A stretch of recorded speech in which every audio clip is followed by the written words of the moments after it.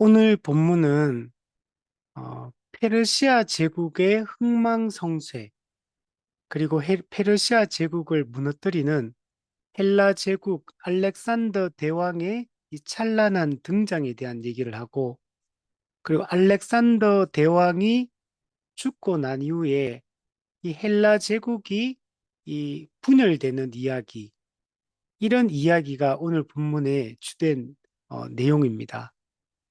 이 내용을 통해서 하나님은 이 세속 권력, 이 세상의 이 대제국이 이 세상 제국이 얼마나 더덥고 무상한 것인지를 잘 보여주고, 반면에 그 표면적으로 드러나 있는 이 인류 역사의 이면, 이 세상 제국의 이면의 역사를 주관하시는 하나님의 이 절대 주권, 그리고 하나님이 세우시는 새로운 나라의 그 영원함에 대해서 말씀하고 있는 본문이 오늘 본문이다라고 얘기를 할 수 있습니다.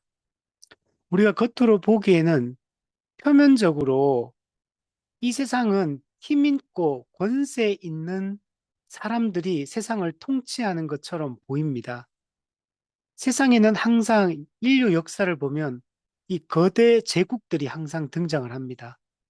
이 거대 제국이 항상 세상을 통치하고 다스리고 이렇게 하지만, 결국에는 역사 속에 일어났던 그 모든 제국들이 일정 기간 동안에는 힘을 쓰고 세상을 지배하는 것 같고, 그리고 그 거대 제국들이 무너지지 않을 것 같고 영원한 권세처럼 보였지만, 우리 세계사를 공부해 보면 인류 역사는 너무나 쉽게 덧없이 무너지는 것들을 볼 수가 있습니다.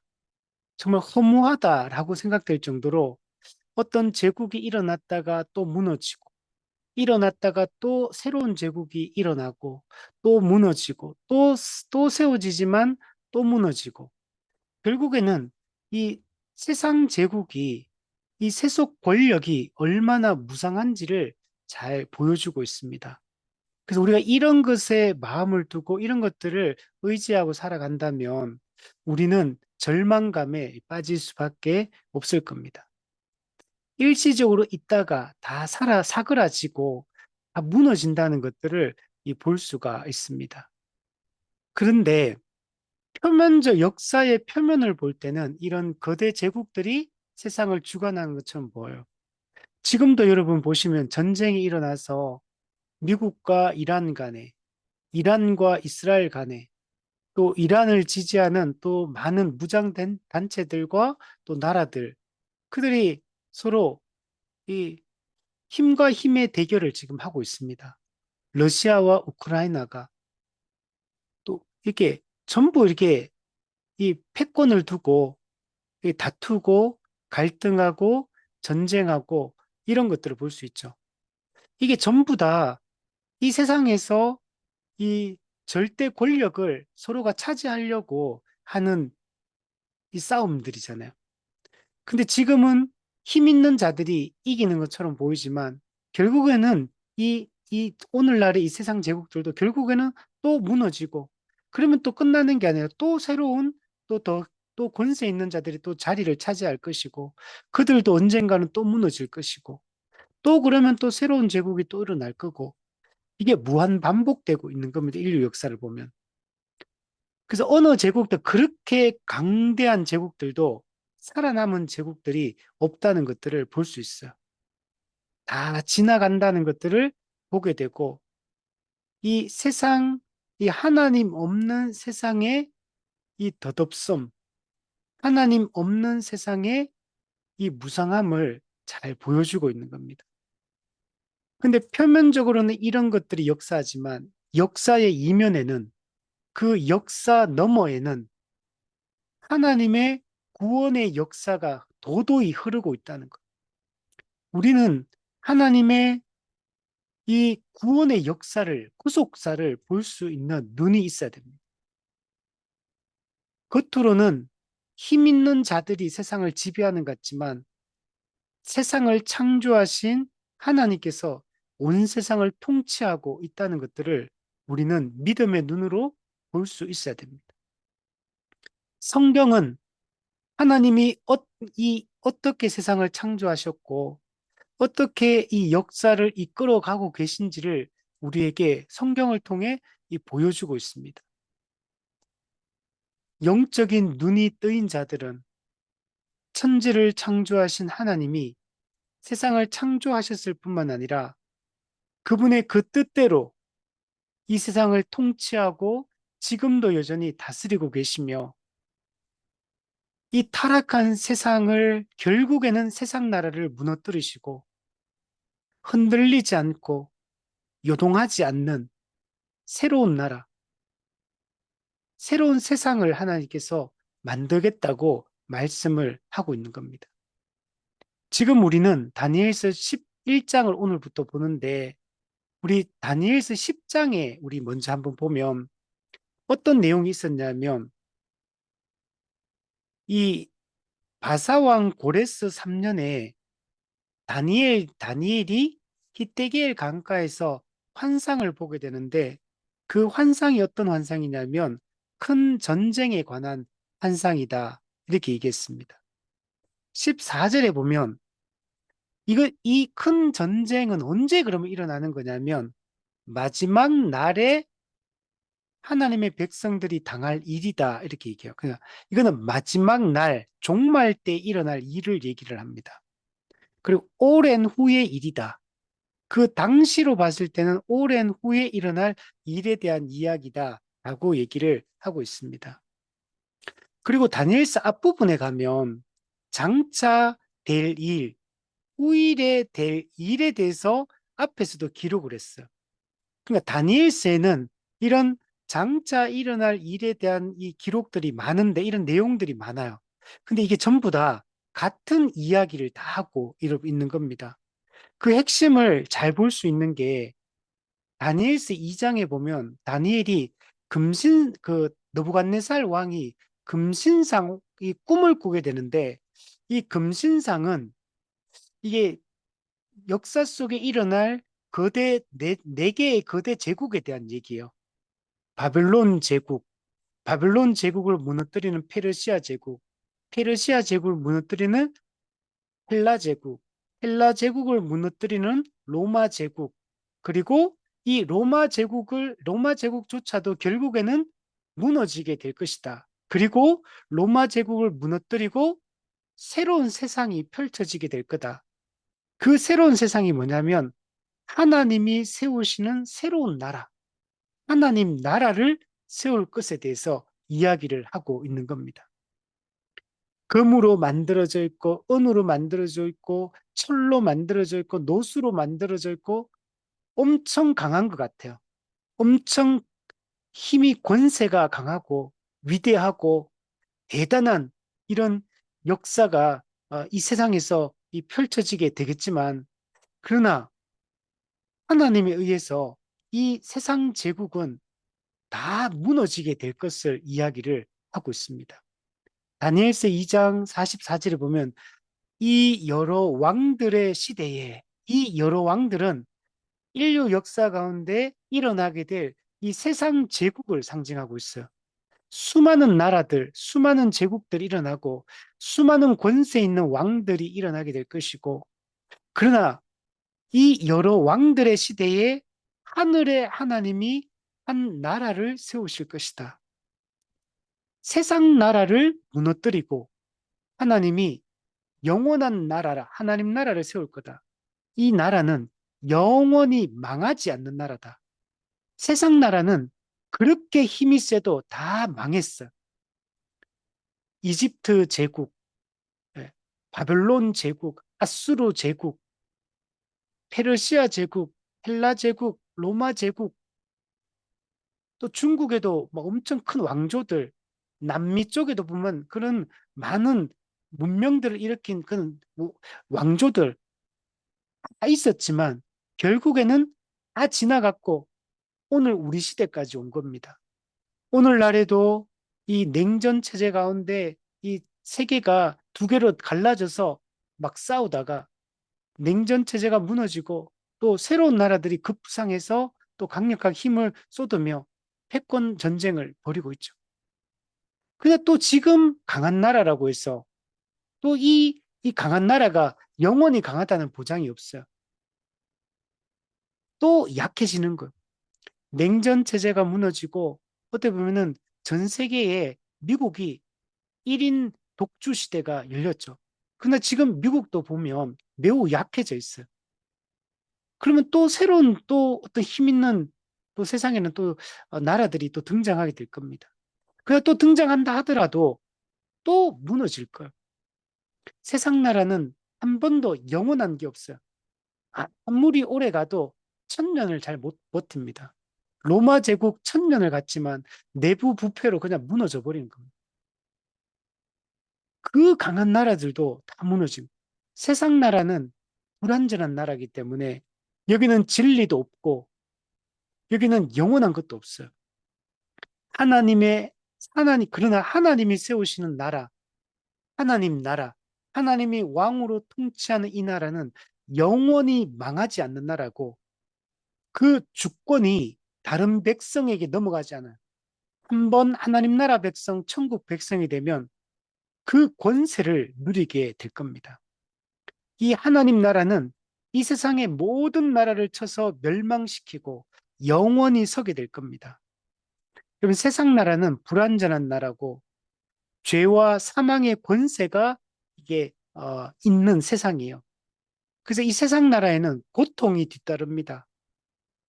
정의롭지 않아요. 부조리하고 불의한 세상이에요. 억울한 약자가 이 고통받는 세상이에요. 열심히 일한다고 그 수고의 대가가 다 주어지지 않는 세상이에요.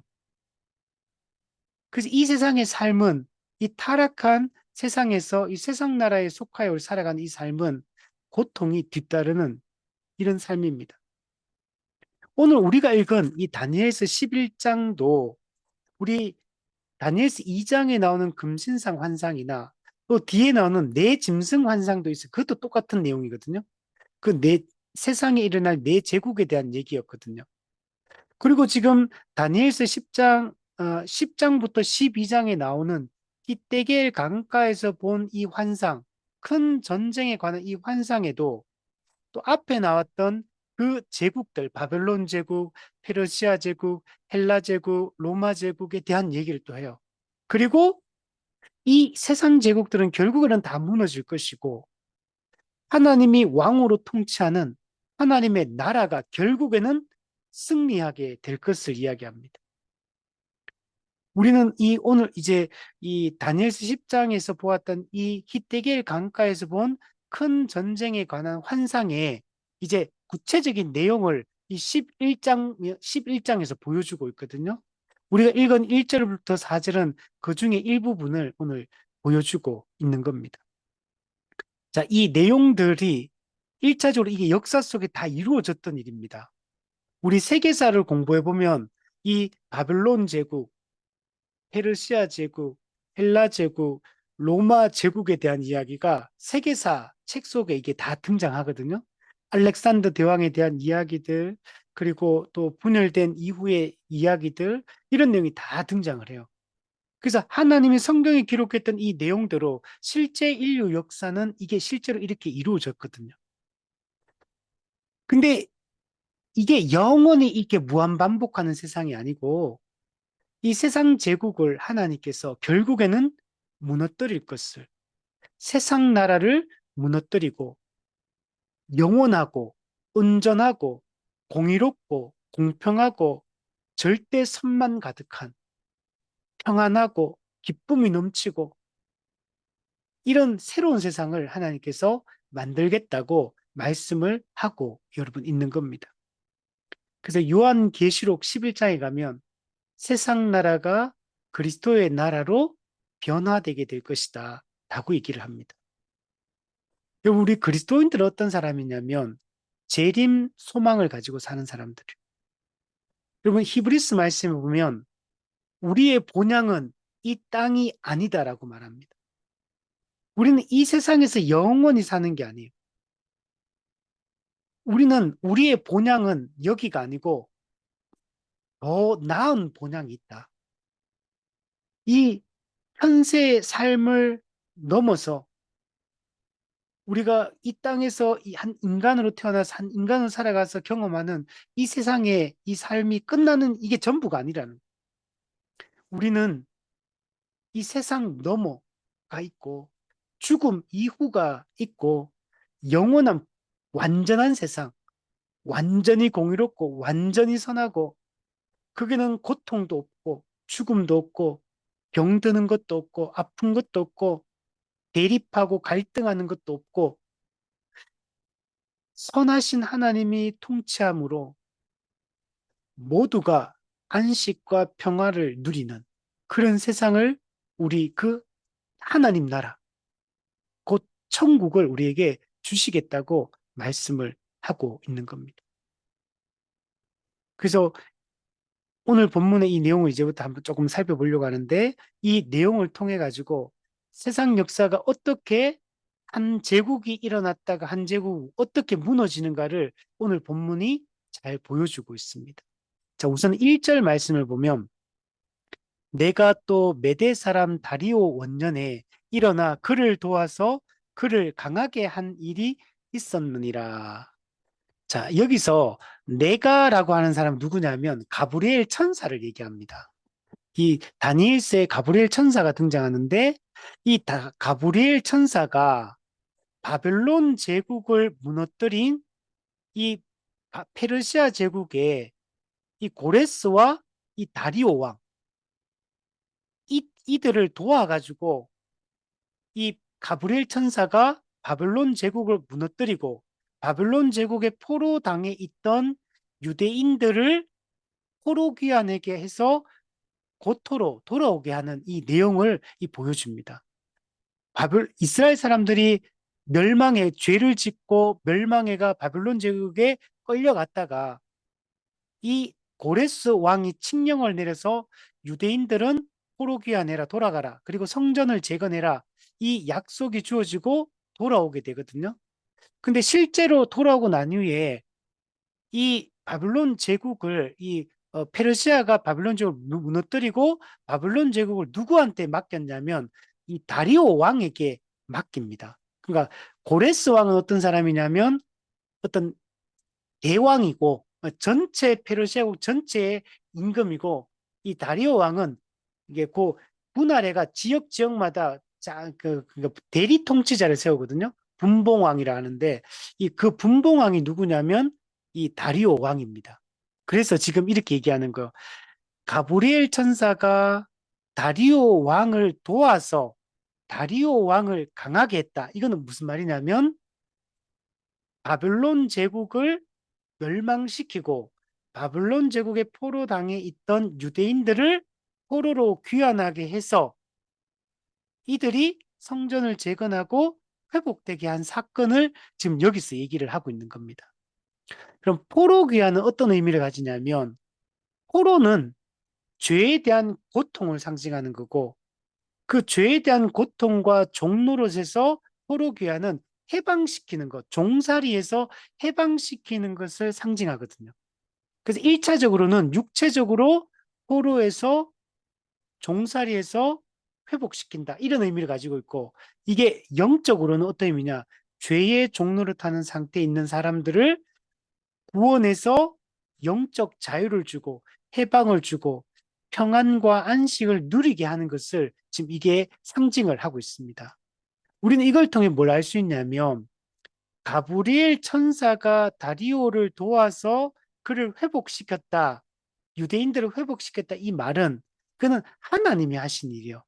가브리엘 천사는 하나님이 보내어서 하나님의 뜻을 수종되는 존재이기 때문에 하나님은 죄의 종로로 타는 자들을 구원하여 참된 안식과 생명을 주신다라는 것을 이 내용을 통해서 보여주고 있고 실제로 이걸 통해 가지고 이스라엘 백성들이 회복이 여러분 되게 되고 하나님의 백성들이 안식을 누리게 여러분 되는 겁니다. 그래서 실제로 있었던 그 사건을 얘기를 하고 있는 겁니다. 그리고 2절에 보면 이제 내가 참된 것을 내게 보이리라. 이 참된 것이 뭐냐면 하나님이 앞으로 하실 일에 대한 얘기예요. 하나님이 이 세상 제국들을 어떻게 무너뜨리시고 하나님의 나라를 세워 가시는지에 대한 하나님의 그 앞으로 하실 역사에 대한 얘기를 지금 알려주겠다라고 지금 얘기를 하는 겁니다. 그리고 그 참된 것을 보여주는데 그 내용이 여러분 밑에 기록이 여러분 되어 있는 겁니다. 자, 그 내용을 보면 바사에서 또 새 왕들이 일어날 것이다. 여기서 새 왕은 누구를 얘기하냐면 바사는 페르시아를 얘기하거든요. 페르시아의 초대 왕이 고레스 왕이라고 그랬죠. 고레스 왕 다음에 일어나는 왕들이 있습니다. 그 왕들이 누구냐면 실제로 역사 속에서 캄비세스 2세, 그 다음에 가오마타, 그리고 우리 성경에 나오는 다리오 왕, 다리오 1세, 이 사람들이 새 왕이 일어난다는 거. 즉, 자, 이해가 되는지 모르겠어요. 다시 정리해보면 바벨론 제국은 남유다를 멸망시켰어요. 그 남유다 사람들은 바벨론의 포로를 당해서 바벨론 제국에서 포로 생활을 했습니다. 그런데 이 페르시아 제국이 일어나가 바벨론 제국을 무너뜨립니다. 그 페르시아의 그 왕이 누구냐면 고레스 왕이에요. 근데 이 고레스 왕이 초대 왕 페르시아의 고레스 왕 다음에 새 왕이 일어나는데 그 권세 있는 새 왕이 바로 이 캄비세스 2세, 가오마타, 다리오 1세가 등장한다는 거예요. 자, 그러면 이런 왕들이 일어나면 왕은 권세가 있잖아요. 근데 이 왕들이 또 이들도 또 무너져요. 이 네 번째 왕이 페르시아에 등장하는데 이 네 번째 왕은 앞, 앞에 있는 새 왕보다 심히 부요할 것이다. 그리고 그가 그 부요함으로 강하여진 후에는 모든 사람을 충동하여 헬라 왕국을 칠 것이다. 라고 얘기합니다. 자, 새 왕보다 더 강하고 더 부유한 왕이 네 번째 페르시아 왕이 등장하게 될 것이다. 라고 얘기합니다. 그리고 그 왕은 모든 사람을 충동해가지고 그 페르시아 옆에 그리스의 헬라 제국이 이제 막 일어나고 있는 상태였거든요. 이 헬라 제국을 페르시아 제국 왕인 네 번째 왕이 쳐들어가가지고 그를 칠 것이다. 라고 얘기합니다. 이 실제로 이 네 번째 왕이 엄청 부자였어요.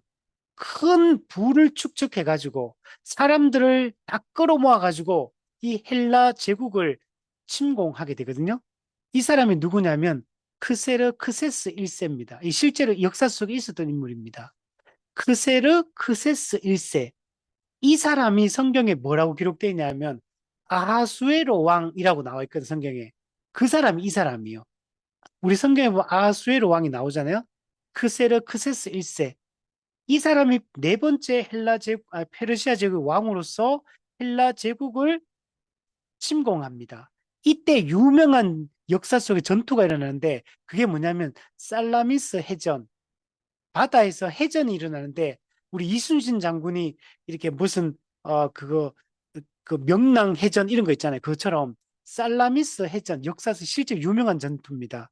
이때 했던 사람이 바로 이 아수에로 왕, 이 아주 부자고 강력한 권세를 가진 페르시아 제국의 왕이었어요.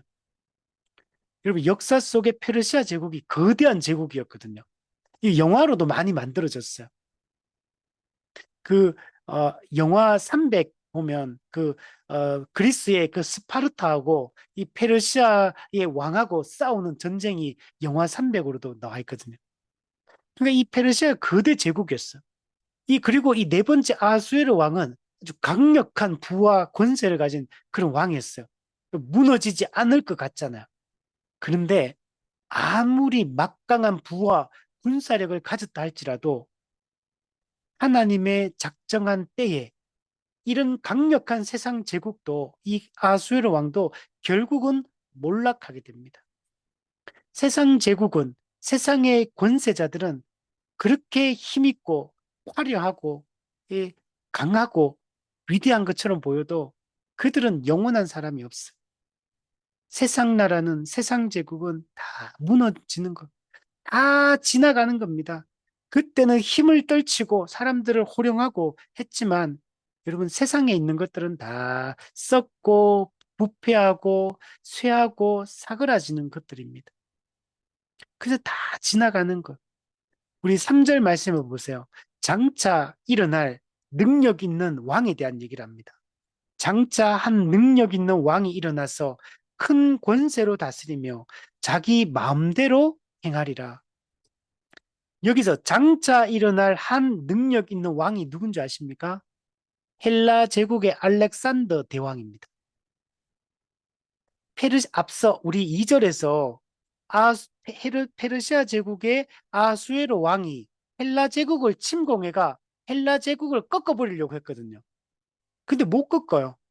오히려 헬라 지역, 오늘날의 그리스죠. 그리스. 우리 헬라 문명, 헬레니즘 문명을 만든 이 헬라 제국의 알렉산더 대왕의 아주 젊은 엄청나게 용맹하고 아주 강력한 권세를 가진 이 왕이 등장해요. 아주 엄청나게 빠르게 아주 빠른 속도로 이 세상 제국을 이렇게 정복해 나갔던 왕 알렉산더 대왕. 영화로도 만들어졌죠. 예. 페르시아 제국이 그렇게 강한 것 같았는데 그 당시 헬라 제국은 페르시아 제국에 비하면 작은 제국, 작은 나라에 불과했거든요. 그러나 여기서 한 강력한 왕이 등장해서 이런 페르시아 제국을 무너뜨립니다. 큰 권세로 다스립니다. 그리고 이 알렉산더 대왕이 자기 마음대로 막 행한다라고 얘기합니다. 좀 알렉산더 대왕이 그 당시 엄청 젊은 나이예요. 20대. 근데 유례 없는 엄청난 속도로 세상을 정복해 나가거든요. 그리고 페르시아 거대 제국을 무너뜨리고 헬라 제국을 건설하게 되고 이 헬레니즘 문명을 꽃피우게 그럼 됩니다. 이때 여러분 유명한 사람들이 누구냐면 우리 소크라테스, 아리스토텔레스, 플라톤 이런 사람들이 전부 다 이 헬라 제국 때 이 아주 강력한 힘을 떨치는 여러분 사람들이에요. 그래서 헬라 철학, 헬라 문명 이런 게 막 만들어져요. 그래서 이때 이래서 헬라 거대 제국이 만들어집니다. 그리고 이때 헬라 제국이 세워지면서 헬라어가 세계의 공용어가 됩니다. 우리 지금 오늘날은 영어가 세계의 공용어가 돼 있잖아요. 근데 이때는 헬라어가 공용어로 언어의 통일이 일어나요. 헬라 제국 전체가 언어의 통일이 일어나서 헬라어만 할 수 있으면 어디 가나 통할 수 있는 이런 시대를 만들게 됩니다. 나중에 예수님이 오시고 난 이후에 예수님 사후 이제 사도들이 복음을 전파하고 그래서 대표적으로 이방인의 사도로 부름받은 사도 바울이 복음을 전 세계 전파하잖아요.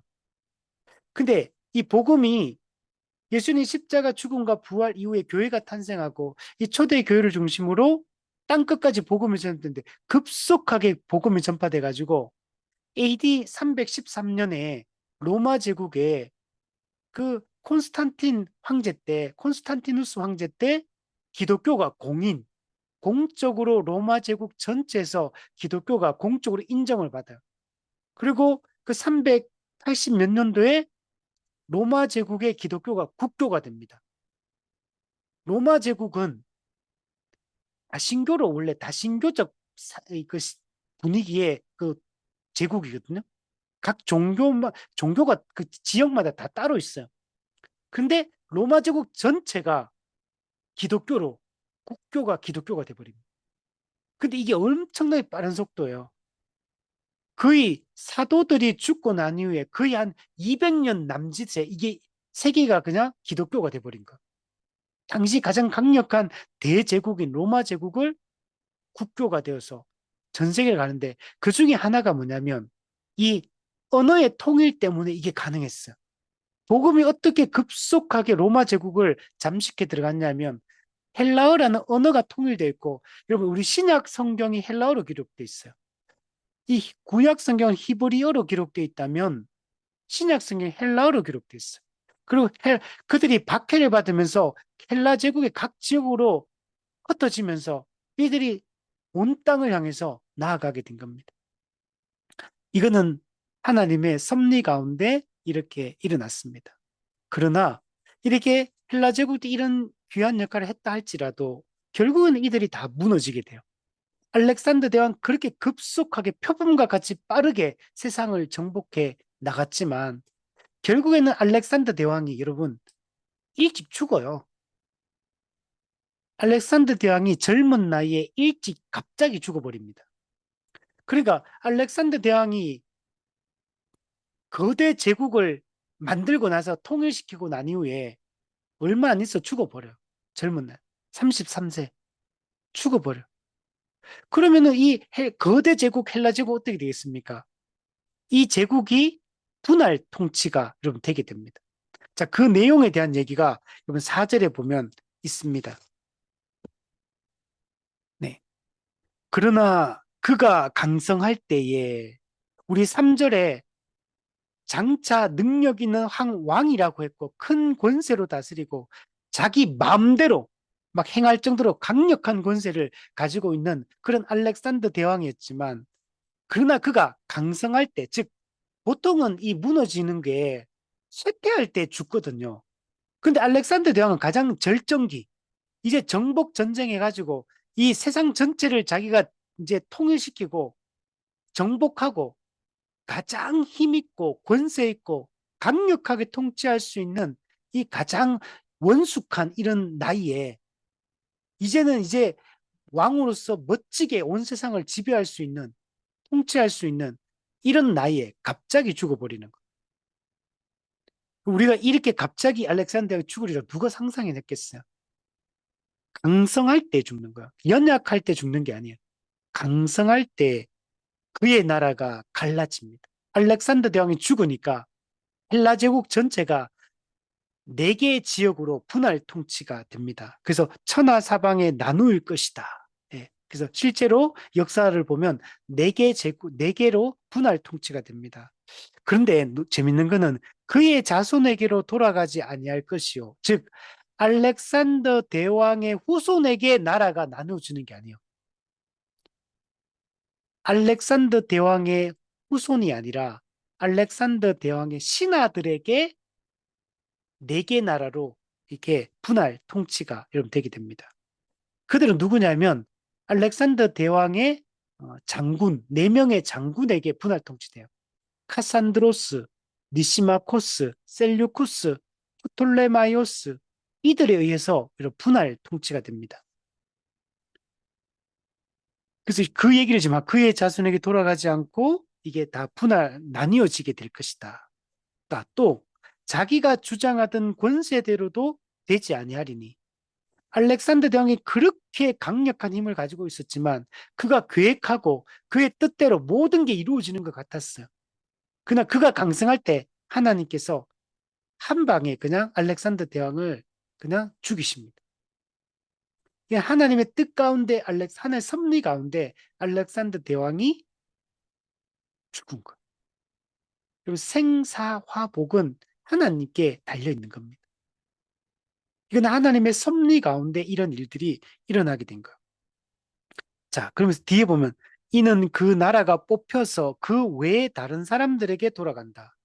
그 외에 다른 사람이 알렉산더 대왕의 네 명의 장군을 얘기하는 거. 그래서 그들에 의해서 이집트 지역, 또 메소포타미아 그쪽 지역, 또 그리스 지역, 또 이쪽 아프리카, 또 아시아 지역 이게 다 분할 통치가 되어서 돌아가게 되는 거예요. 그래서 이 부분에 대해서 메투엘리가 뭐라고 했냐면 인간의 야심이 얼마나 허무한가를 보여주고 있다.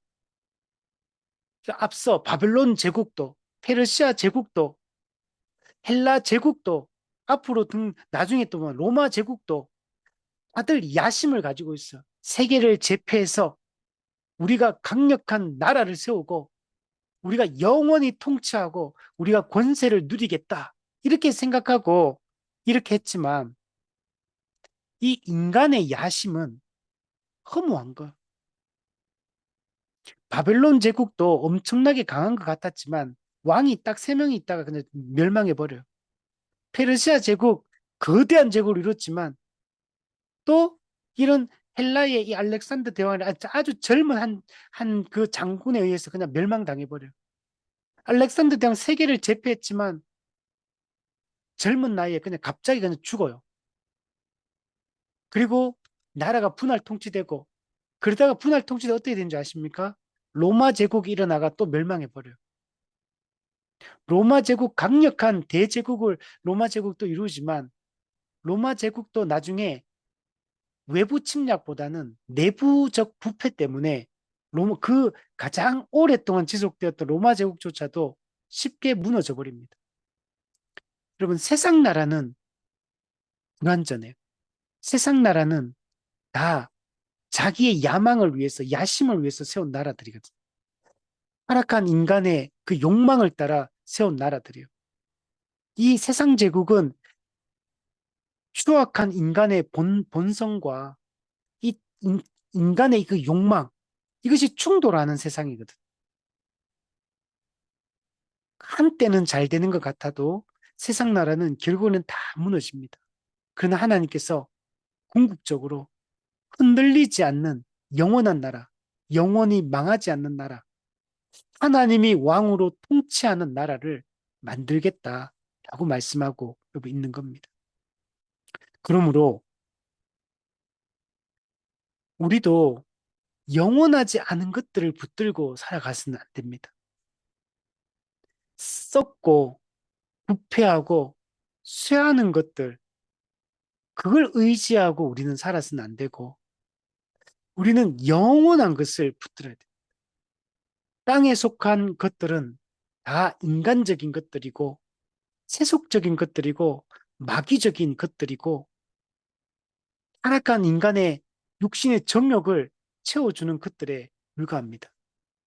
잠시 우리는 그런 것들을 추구하며 그걸 얻고, 그걸 잠시 기뻐해도, 그게 결국은 우리에게, 여러분, 그게 우리의 발목을 잡는, 우리의 영적으로 발목을 잡아서 우리를 무너뜨리는 이 독초가 여러분 되게 될 겁니다. 우리가 붙들어야 될 것은 땅에 있는 것이 아니라 하늘에 있는 것, 육적인 것이 아니라 영적인 것. 하나님이 우리의 육체의 부패한 본성이 원하는 것들이 아니라 우리 안에 내주하시는 성령께서 주시는 이 성령의 소욕을 따라 우리는 살아가야 되는 것입니다. 우리 이 세상에서 우리가 얻는 것들은 일시적인 것들이에요. 성경에 보면 그 부자 청년이 그, 그 부자가 재물을 쌓고 쌓고 쌓아요. 그래서 창고가 작아가지고 또 더 크게 창고를 지어가지고 내가 얻은 내 재물들을 쌓아 놓겠다. 그리고 이제는 먹고 마시고 이제는 누리겠다. 이렇게 생각했지만 하나님께서는 이렇게 말씀해요. 어리석은 자요. 오늘 밤에 네 영혼을 내가 도로 찾겠다. 그러면 네가 창고에 쌓아놓은 것들이 누구의 것이 되겠느냐 말씀합니다. 여러분 하늘에 보물을 쌓아야 돼. 땅에 쌓는 이 보물들은 녹이 쓸고 다 부패하는 거, 부패해 버립니다. 근데 우리가 하늘에 보화를 쌓는 자들은 이거는 사라지지 않는 것. 이거는 영원한 것입니다. 우리 이것을 붙들고 살아가야 되고 우리는 이 세상 권세를 두려워하지 말고 우리는 우리의 몸과 영혼을 능히 멸하실 수 있는 하나님을 두려워하며 하나님 앞에서 거룩하고 의롭게 우리는 살아가야 되는 것입니다. 세상 사람들이 추구하는 것이 아니라 하나님이 기뻐하는 것이 무엇인가? 하나님의 그 나라와 의가 우리에게 요구하는 것이 무엇인가? 이것을 우리가 생각하며 우리의 삶의 초점을 거기에 맞추고 살아가야 됩니다. 그리고 우리는 항상 하나님 중심으로 하나님의 뜻이 무엇인지를 우리가 성경을 통해 알고 그 뜻에 순종하며 우리가 살아가는 이런 삶이 우리 되어야 됩니다. 하나님 나라는 영원한 나라다. 이 영원한 하나님 나라 백성처럼 우리는 이 땅에서 살아갈 수 있었으면 좋겠습니다.